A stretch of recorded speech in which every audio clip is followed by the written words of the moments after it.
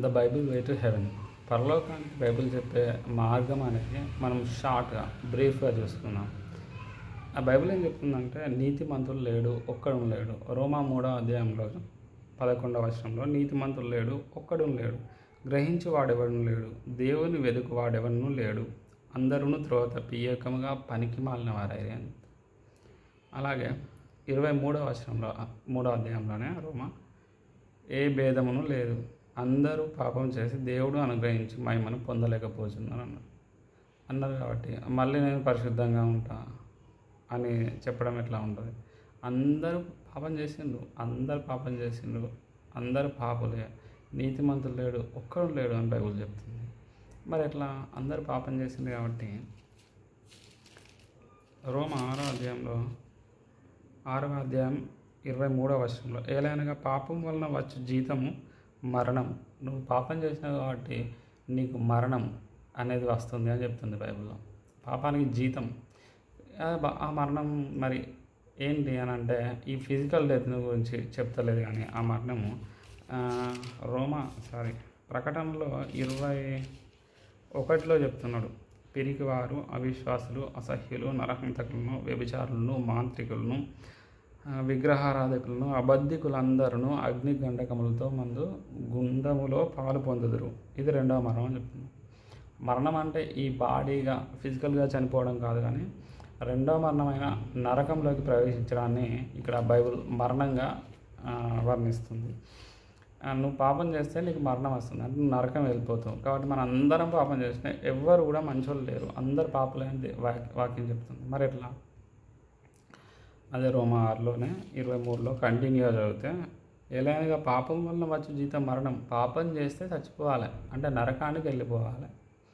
పాపం చేస్తే నరకానికి వెళ్ళిపోవాలి. అయితే బట్ ఇంగ్లీష్లో బట్ అంటే దీనికి కంప్లీట్గా వేరేదేదో చెప్తున్నాడు. అయితే దేవుని కృపావరము మన ప్రభువు అయిన క్రీస్తు యేసునందు నిత్య జీవము అని చెప్తున్నాడు. కృప అంటే ఫ్రీగా ఇచ్చేది, మన క్రియల వల్ల కాదు అని చెప్తుంది బైబిల్లో చెప్తుంది. రోమా 11వ అధ్యాయం 6వ వచనం. నెక్స్ట్ వరము అనేది కూడా ఫ్రీగా ఇచ్చేది. దేవుడు మనకు ఇచ్చే కృపావరము యేసుక్రీస్తునందు ఫ్రీగా ఇచ్చే ఒక వరం ఏంటి అంటే అది నిత్య జీవం. నిత్య జీవాన్ని మనకు దేవుడు ఫ్రీగా ఇస్తాడు.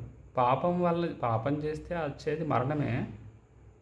బట్ ఏంటంటే అది కాకుండా అయితే but the gift of God ఏం చెప్తున్నాడంటే eternal life through Christ Jesus. క్రీస్తు యేసునందు నిత్య జీవం అని చెప్తున్నాడు. ఫ్రీగా ఇస్తా అంటున్నాడు. నువ్వు పాపం చేస్తే మరణం వస్తుంది, చనిపోయాను, నరకానికి వెళ్తావు. కానీ అది కాదు, దానికి వేరేగా ఒకటి చెప్తున్నాడు. ఏంటిదంటే నువ్వు యేసుక్రీస్తుని నమ్ముకుంటే ఆయన ద్వారా దేవుడు నీకు నిత్య జీవాన్ని ఫ్రీగా ఇస్తున్నాడు. నువ్వేదో చేయడం ద్వారా కాదు, నువ్వేదో పరిశుద్ధంగా, నువ్వేదో నీతిగా ఉండడం వల్ల, నువ్వేదో నీ తప్పుల నుంచి మరడం ద్వారా దేవుడు నీకు ఈ వరాన్ని ఇస్తలేడు, ఈ కృపా వరాన్ని ఇస్తలేడు. ఎట్లా అంటే నువ్వు యేసుక్రీస్తును ఆయన నీ పాపాల కోసం చనిపోయి తిరిగి లేచావని నువ్వు నమ్ముతున్నావు కాబట్టి అలా నమ్మితే నీకు నిత్య జీవాన్ని ఇచ్చేస్తా అని చెప్తున్నాడు దేవుడు.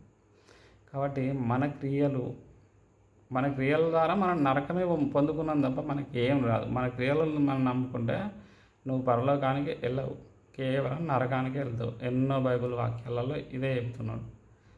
మరి ఎట్లా పరలోకం వెళ్ళడం అంటే అయితే దేవుని కృపావరము మన ప్రభువైన క్రీస్తు యేసునందు నిత్య జీవం అని చెప్తున్నాడు. యేసుక్రీస్తు దగ్గరికి వచ్చి నేను పాపిన దేవా, నా క్రియలు నా మంచితనం పనిచేయవు, కేవలం నీ కృపావరము, నీ కృప ద్వారా మాత్రమే నన్ను రక్షించు, ఫ్రీగా రక్షించు. నా మంచితనం వల్ల కాదు, కానీ నీవు నా కోసం చనిపోయి తిరిగి లేచావు, కేవలం దాని ద్వారా నీ మరణం ద్వారా మాత్రమే నేను రక్షించబడుతున్నా, అంతేగాని నా వల్ల ఏది కాదు అని నీవు ఆయన నమ్మితే, నీవు ఆయన అడిగితే ఆయన నిన్ను రక్షిస్తా అని చెప్తున్నాడు. అందుకే ఇంతకుముందు చూసినట్టు వేరే వీడియోలో అయ్యలారా రక్షణ పొందడానికి నేనేమి చేయవలను అని అపోస్తల కార్యం 16వ అధ్యాయం 30-31 అడిగాను. అప్పుడు వాళ్ళు ఏం చెప్పారు? నువ్వు మంచిగా జీవించు అని చెప్పారా? లేదు. పరిశుద్ధంగా ఉన్నా అని చెప్పారా? బాప్తీసం తీసుకో, చర్చికి వెళ్ళు, మంచి క్రియలు చేయు, దాన ధర్మాలు చేయ అని చెప్పలేదు. కానీ అందరూ పాపులే, ఏ భేదం లేదు. కాబట్టి ఈ ఈ కృపావరం అనేది అందరికీ ఫ్రీగా ఇవ్వడం కోసమే దేవుడు మన కోసం చనిపోయాడు. ఏ భేదం లేదు, భేదమేం ఉండద్దు అని అందరినీ కూడా తన కృప ద్వారా తన దగ్గరికి వచ్చే వారిని ఫ్రీగా రక్షించుదామని నా అందరి పాపాల కోసం యేసుక్రీస్తు మరణాన్ని పొందుకున్నాడు, మనకు జీవాన్ని ఇవ్వడం కోసం. యాక్చువల్గా మన పాపాలను బట్టి మనం తీర్పు తీర్చబడితే నువ్వు నేను అందరం కూడా నరకంలోకే వెళ్ళాలి. కానీ అలా వెళ్ళొద్దని శిక్ష అనేది ఆయన మీద వేసుకొని మన పాపాల కోసం ఆయన చనిపోయి మా పాపం ఎరుగని ఆయన మన కోసం పాపమైందట. ఎందుకు అంటే మనం దేవుని నీతి అవ్వడానికి. అందులో ఇవన్నీ మనం లాజికల్గా ఆలోచించాలి. ఏదో చాలామంది చెప్తారు, చెప్పిన దాన్ని బట్టి పోవడం కాదు. బైబిల్లో ప్రతి వాక్యం కూడా ఏం చెప్తుంది అని మనం నిజంగా ఆలోచిస్తే మనం నిజంగా సత్యాన్ని తెలుసుకోవచ్చు ఫ్రెండ్స్. కాబట్టి ఏంటంటే ఇప్పుడు మరి ఏం చేయాలి రక్షించబడడానికంటే, నువ్వేదో నీ మంచి పనులు నీ క్రియలు అన్నీ పక్కకు పెట్టేసి యేసుక్రీస్తు దగ్గరికి వచ్చి, ప్రభా నన్ను క్షమించు, నేను పాపిని, నన్ను రక్షించు అంటే వెంటనే నీకు నిత్యజీవం రక్షిస్తాడు. ఇక నువ్వేం తప్పు చేసినా కూడా నేను రక్షణను ఆయన తీసివేయడు. ఒకటి. నెక్స్ట్ సెకండ్ పాయింట్ ఏంటంటే, నువ్వు తప్పు చేస్తే ఆయన ఈ లోకంలో నిన్ను శిక్షిస్తాడు. ఒక తండ్రి కుమారుడు ఎట్లా తప్పు చేస్తే తండ్రి శిక్షిస్తాడో మంచి తండ్రి అయితే, అట్లనే దేవుని కుమారుడు నువ్వు అయిపోయినావు. ఇలా ఆయన నమ్మడం ద్వారా దేవుని కుమారుడు అయినప్పుడు ఒకవేళ నువ్వు తప్పు చేస్తే నిన్ను నరకానికి పంపడు, కానీ ఈ లోకంలో శిక్షిస్తాడు. తన కుమారులను ఆయన నరకానికి పంపడు. కాబట్టి శిక్ష అనేది ఖచ్చితంగా ఉంటే తప్పు చేస్తే, కాకపోతే ఈ లోకంలో దేవుడు నిన్ను శిక్షిస్తాడు. అంతేగాని తన మాటను అతను మార్చాడు. ఆయన ప్రమాణం చేసిండు బైబిల్లో, నీకు నిత్యజీవం ఇస్తాను, ఆయన మాట తప్పనివాడు. సో అలాగే రోమాలోనే ఏం చెప్తున్నాడంటే,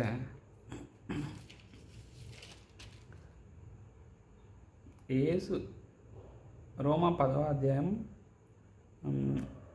9వ వచనం నుంచి, యేసు ప్రభువును నీ నోటితో ఒప్పుకొని దేవుడు మృతుల్లో నుండి ఆయనను లేపనని నీ హృదయమందు విశ్వసించిన ఎడల నీవు రక్షించబడదు అని కింగ్ జేమ్స్ వర్షన్ చెప్తుంది. యేసు ప్రభువును నీ నోటితో ఒప్పుకోవాలి. యేసు ప్రభువును ఆయన ఎట్లా ఒప్పుకోవాలి? నీ కోసం చనిపోయి తిరిగి లేచాడని ఒప్పుకోవాలి. అదే విషయాన్ని నువ్వు మనసునందు విశ్వాసం ఉంచితే దేవుడు నిన్ను రక్షిస్తా అంటున్నాడు. ఆ రక్షణ అనేది ఒకసారి నేను రక్షిస్తే ఇక నీవు నరకానికి వెళ్ళడం అనేది ఉండదు. ఈ బైబిల్లో చాలా వాక్యాలు చాలా ఉన్నాయి, అప్కమింగ్ వీడియోస్లో చేస్తున్నాను. కాబట్టి అసలు బైబిల్ ఏం చెప్తుంది అనేది మనం చూడాలి. ఏదో చాలామంది చాలా రకాలుగా గొప్ప గొప్ప వారాన్ని పిలువబడేవారు మాత్రం ఎట్లా చెప్తున్నారని వాళ్ళని గుడ్డిగా నమ్మడం కాదు, కానీ ఒకసారి చెప్పేది ఆలోచించండి. బైబిల్లో ఉందో లేదో చూసుకోండి, తర్వాత మీ ఇష్టం.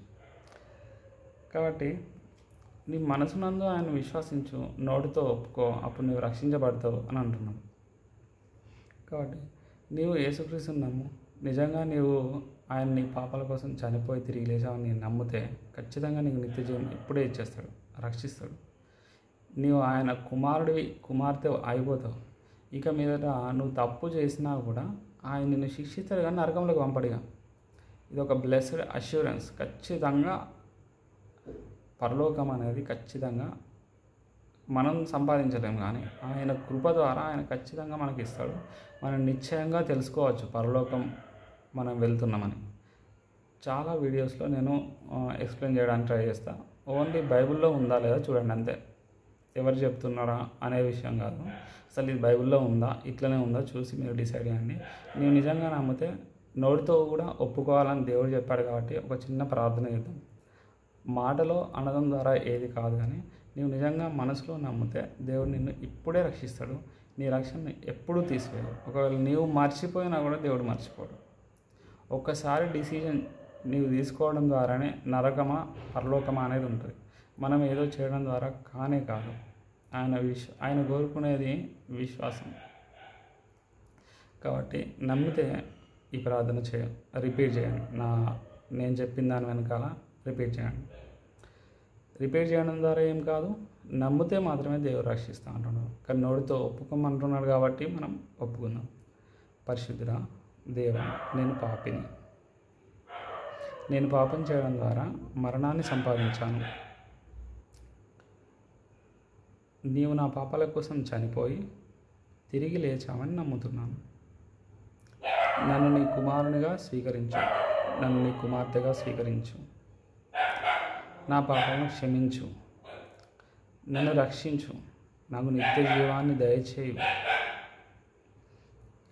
నీ పరిశుద్ధాత్మచే నన్ను ముద్రించు. ఇక మీదట నేను తప్పు చేసినా కూడా నన్ను నరకానికి పంపవు, కానీ ఈ లోకంలో మాత్రమే శిక్షిస్తావు. యేసునామమున అడుగుచున్నాను తండ్రి, నన్ను రక్షించు. ఆమేన్. ఒకవేళ నిజంగా మీరు నమ్మి విశ్వసించి ప్రార్థన చేసినట్లయితే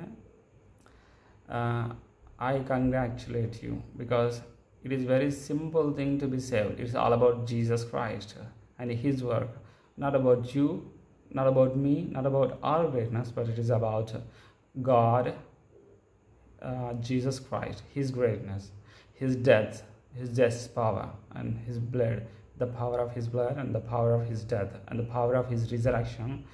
These has saved you, and I congratulate you again. So upcoming videos కోసం, Bible truth కోసం, only what the Bible says. Just try to see what the Bible says only, not who says this. ఎవరు చెప్తున్నారని కాదు, బైబిల్లో నిజంగా చెప్తున్నారో లేదా నమ్మండి. Praise the Lord. ఆమేన్.